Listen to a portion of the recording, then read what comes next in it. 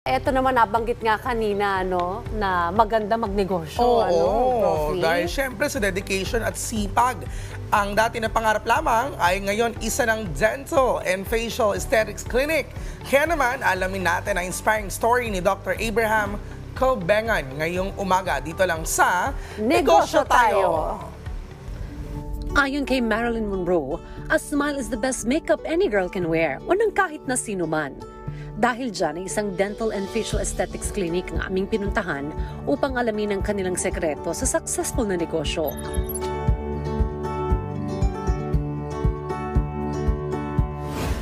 Bata pa lamang si Dr. Abraham Colbengan ay pangarap na niya talaga ang maging isang dentista dahil ito sa kanyang lolo na kanyang iniidolo. Since bata kasi ako, parang it was my parang I was made to be a dentist na. Yung lolo ko, siya yung first na dentist sa La Union. Nakita ko yung passion niya. Sabi ko, paglaki ko, gagayahin ko yung lolo ko. Nang makapagtapos at makapasa siya sa licensure exam, hindi na siya nagdalawang isip pa at sinimulan niya na agad ang pagtatayo ng sarili niyang dental clinic. Mas masarap kasi ang paghirapan mo, tapos ikaw mismo yung gagawa ng umpisa mo. Instead na mamasukan ka, mas magandang mag-start ka ng negosyo mo. Kasi ikaw yung boss eh. Hawak mo yung time mo. So lahat ng mga possibilities, it's up to you to manage. Isa sa pinakamalaking dagok sa negosyo na pinagdaanan ni Dr. Abraham ay nang kinailangan nilang magsarado doong kasagsagan ng COVID-19 pandemic. I just started my clinic. Tapos ito, biglang nagsara lahat ng mga dental clinic as in depleted. And then ngayon lang siya nag-recover ulit kasi bumabalik ang mga balikbayans, mga tourist. Nakakataba umano ng puso sa tuwing nakakarinig siya ng magagandang feedback o komento mula sa kanyang mga pasyente. There is this one patient.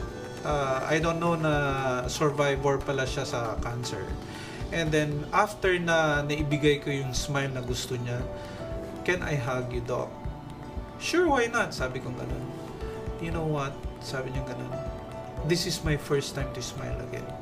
Because kinumpleto mo na naman yung broken smile ko." Every time na you hear from different patients na na-improve mo yung life nila, yun yung nakakataba ng puso sa pagiging dentista.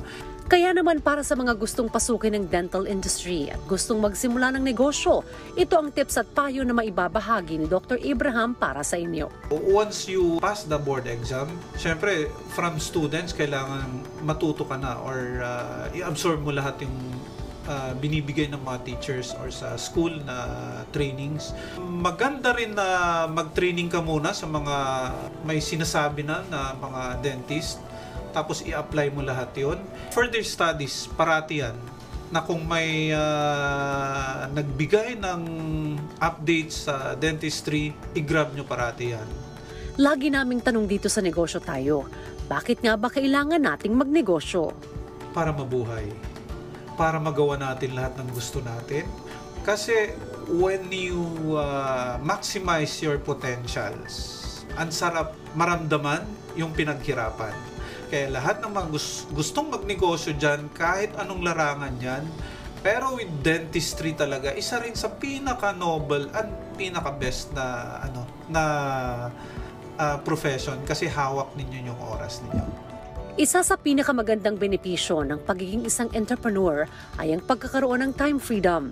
Bukod sa hawak mo ang iyong oras, ay makakapaglaan ka rin ng mas mahabang oras para sa iba mo pang interes at lalong-lalo na sa iyong pamilya. Sa susunod nating pagkikita mga kanegosyo, another business story at business tips naman ang ibabahagi namin sa inyo. Kaya naman, tara, negosyo tayo!